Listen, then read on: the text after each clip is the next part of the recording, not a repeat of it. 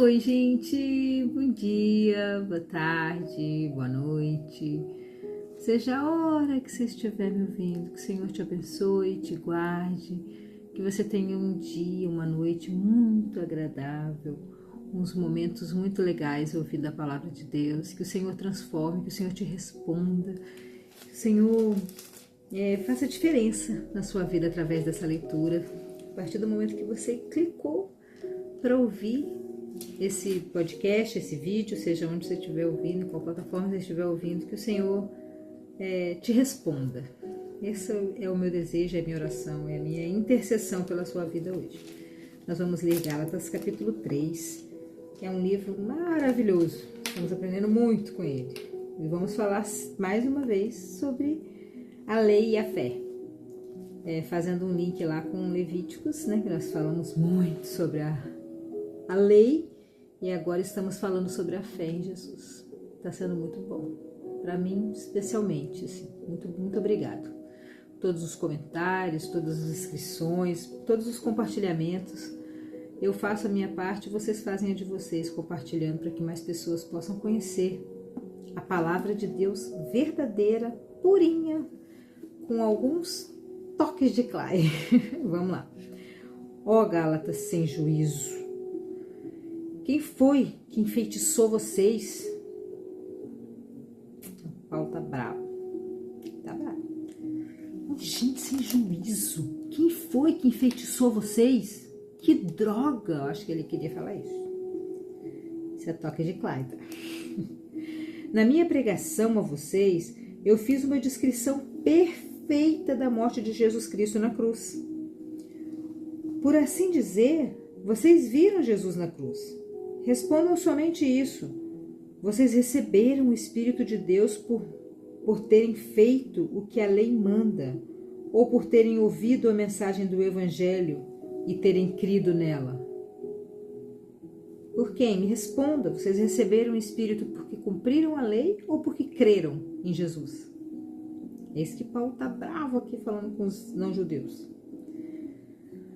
Como é que vocês podem ter tão pouco juízo? Como é que vocês podem ser tão boca aberta, tão bobo? Vocês começaram a sua vida cristã pelo poder do Espírito de Deus e agora querem ir até o fim pelas suas próprias forças? Não vai dar.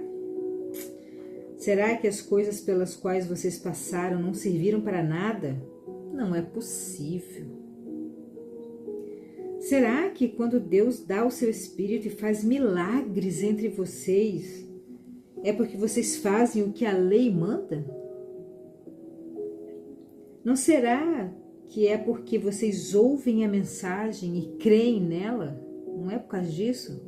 Vocês acham mesmo que é por causa das suas obras e não pela fé? Versículo 6. Lembrem do que as Escrituras Sagradas dizem a respeito de Abraão. Ele creu em Deus e por isso Deus o aceitou. Deus não aceitou Abraão pelas obras dele. Deus aceitou Abraão pela fé, porque viu que ele creu. Ele creu e Deus aceitou ele. Portanto, vocês devem saber que os verdadeiros descendentes de Abraão são os que têm fé. Ele estava lá, nós lemos, né? Em Hebreus capítulo 11, os heróis da fé, Abraão o primeiro. Então, os verdadeiros descendentes de Abraão são os que têm fé. Eu sou descendente de Abraão. Eu tenho fé que Jesus vai me levar para morar na Nova Jerusalém. Lá no Éden, que ele fez perfeito, sem pecado, sem morte, sem tudo que é ruim aqui. Tudo que é bom vai ter lá e tudo que é ruim não vai ter. Eu creio demais nisso, eu tenho muita fé nisso. Antes que isso acontecesse, as Escrituras viram que Deus ia aceitar não só os judeus por meio da fé. Por isso, antes de chegar o tempo, elas anunciaram a boa notícia a Abraão, dizendo: por meio de você, Deus abençoará todos os povos. Mudou a música aqui. Nós estamos ouvindo a música Acalma o Teu Coração, de Anderson Freire, que eu achei que combina muito com o capítulo de Gênesis. Pulou ali, mas já voltei. Vamos lá, ó. Antes que isso acontecesse, Deus já avisou para Abraão. Por meio de você, Deus abençoará todos os povos. Abraão creu e foi abençoado. Portanto, todos os que creem são abençoados como ele foi. Então, se você crê, Abraão só creu, ele não fez nada. Quando Deus falou, você vai ter muita herança, você vai ter descendentes como a areia do mar. Ele creu. Ponto final. Só isso, ele creu. E Deus ouviu ele. Então, todo mundo que crê é filho de Abraão, é descendente de Abraão. Os que confiam na sua obediência à lei estão debaixo da maldição de Deus. Vou repetir. Os que confiam na obediência à lei estão debaixo da maldição de Deus. Pois as Escrituras Sagradas dizem: quem não obedece sempre a tudo que está escrito no livro da lei está debaixo da maldição da lei. E quem consegue cumprir todas aquelas leis que nós lemos em Levíticos? 100% de tudo aquilo, todo dia, toda hora, todo tempo. Quem consegue?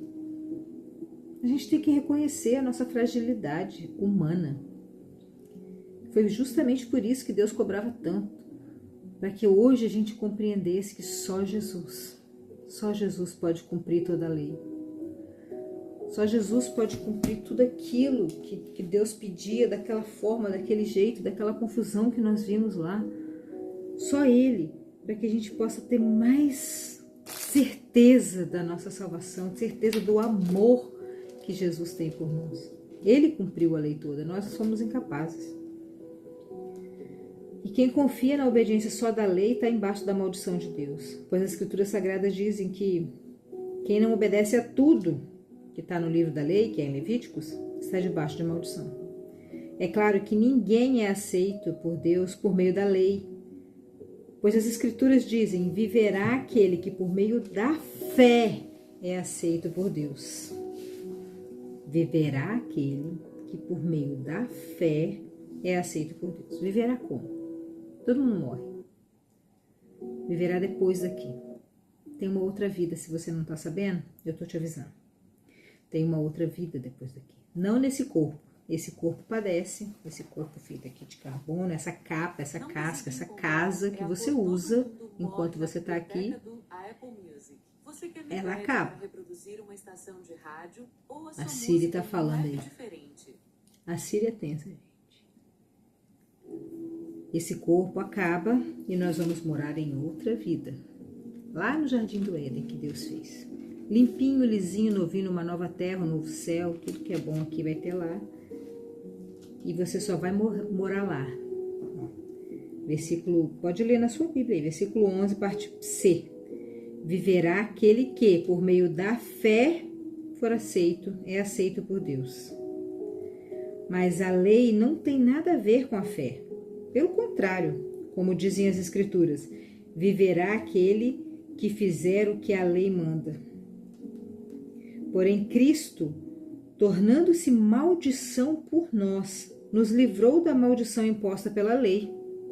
Jesus se tornou maldição por nós. Toda a maldição, porque nós estávamos amaldiçoados, a gente não tem condição de cumprir aquela lei toda. Era impossível. Então Jesus veio, se tornou maldição por nós. Cristo, tornando-se maldição por nós, nos livrou da maldição imposta pela lei. Tá tão simples que nem precisa te explicar, né? Ele nos livrou da maldição imposta pela lei. Como dizem as Escrituras, maldito todo aquele que for pendurado numa cruz. Por isso ele virou maldição. Ele se fez maldição por nós, por amor a nós, para que nós não fôssemos maldição. Cristo fez isso para que a bênção de Deus, que Deus prometeu a Abraão, seja dada por meio de Jesus Cristo, de Cristo Jesus, aos não-judeus, e para que todos nós recebamos por meio da fé o Espírito que Deus prometeu. Gente, não tenho o que falar disso aqui. Eu posso ler de novo. Cristo fez isso para que a bênção que Deus prometeu a Abraão seja dada por meio de Cristo Jesus, aos não-judeus, para que todos nós, eu, você, seus parentes, seus amigos, seus vizinhos, todos nós, recebamos por meio da fé o Espírito que Deus prometeu, por meio da fé. Jesus se tornou maldição para nos livrar da maldição. Ele foi no nosso lugar, ele foi o nosso Cordeiro Santo, que tira os pecados do mundo. Meus irmãos, vou usar um exemplo da vida diária. Quando duas pessoas combinam alguma coisa e assinam um contrato, ninguém pode quebrá-lo ou acrescentar qualquer coisa a ele, pois Deus fez as suas promessas a Abraão e ao seu descendente. Está no singular, e ao seu descendente. O descendente Isaque, que era o filho da promessa, o filho que Deus prometeu. Ismael não é o filho da promessa, ele foi o primogênito, foi na lei dos homens, ele seria o que levaria a bênção, né, primordial, mas não, diante de Deus não foi, porque Sara e Abraão que inventaram aquela confusão toda lá com Agar e fizeram Ismael. Por isso fala, Deus dará a bênção ao seu descendente, descendente que ele escolheu, que no caso é Isaque. Quando as escrituras dizem que Deus fez as suas promessas a Abraão e a sua descendência, elas não querem dizer que se trata de muitas pessoas, mas de uma só, isso é, Cristo. O que eu quero dizer é o seguinte, Deus fez uma aliança com Abraão e prometeu cumpri-la. A lei, que foi dada 430 anos depois de Gênesis, não pode quebrar aquela aliança e nem anular aquela promessa. 430 anos depois da promessa que Deus fez para Abraão. Deus está falando que a lei não pode quebrar, não pode mudar. Porque se aquilo que Deus dá depende da lei, então o que ele dá já não depende da sua promessa. Mas o que Deus deu a Abraão, ele deu porque havia prometido. Então, por que foi dada a lei? Ela foi dada para mostrar as coisas que são contra a vontade de Deus. A lei devia durar até que viesse o descendente de Abraão, pois a promessa foi feita a esse descendente. A lei foi entregue por anjos, e um homem serviu de intermediário. A lei foi entregue por anjos a Moisés, que serviu de intermediário. Porém, não é preciso haver intermediário quando se está falando de uma só pessoa. E Deus é um só. Ali. Tem gente que fala que nós somos politeístas porque acreditamos em Deus Pai, Deus Filho e Deus Espírito Santo. Aqui está a prova que não. Nós somos monoteístas. Acreditamos só em um Deus com 3 facetas, mas só um Deus. Porém, não é preciso haver intermediário quando se está falando de uma só pessoa. Deus é um só. Versículo 20 do capítulo 3, se você quiser ler na sua Bíblia, que eu aconselho a ler na sua Bíblia, para ver se eu não estou contando mentira. Tem muita gente que conta mentira. Será que isso quer dizer que a lei é contra as promessas de Deus? É claro que não. Porque se tivesse sido dada uma lei que pudesse dar vida às pessoas, então elas seriam aceitas por Deus por obedecerem à lei. Porém, as Escrituras Sagradas afirmam que o mundo inteiro está dominado pelo pecado. E isso para que as pessoas que creem recebam o que Deus promete aos que têm fé em Cristo Jesus. Vou ler de novo, versículo 22. Porém, as Escrituras Sagradas afirmam que o mundo inteiro está dominado pelo pecado. E isso para que as pessoas que creem recebam o que Deus promete aos que têm fé em Jesus Cristo. A gente tem que crer para receber o que Deus prometeu, que é a vida eterna, sem a morte, a maldita morte. Mas antes que chegasse o tempo da fé, nós éramos prisioneiros da lei, até que fosse revelada a fé que devia vir. Assim, a lei ficou tomando conta de nós, até que Cristo viesse, para podermos ser aceitos por Deus por meio da fé.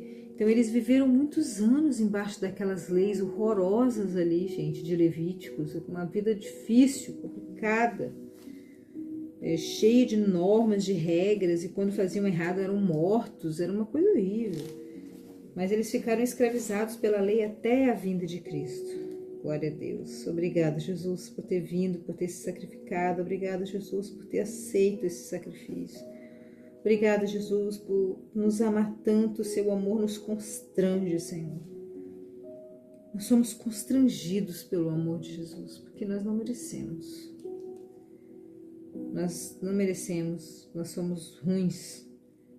Mas o amor de Deus, o amor de Jesus por nós nos torna santos por Ele, através dele.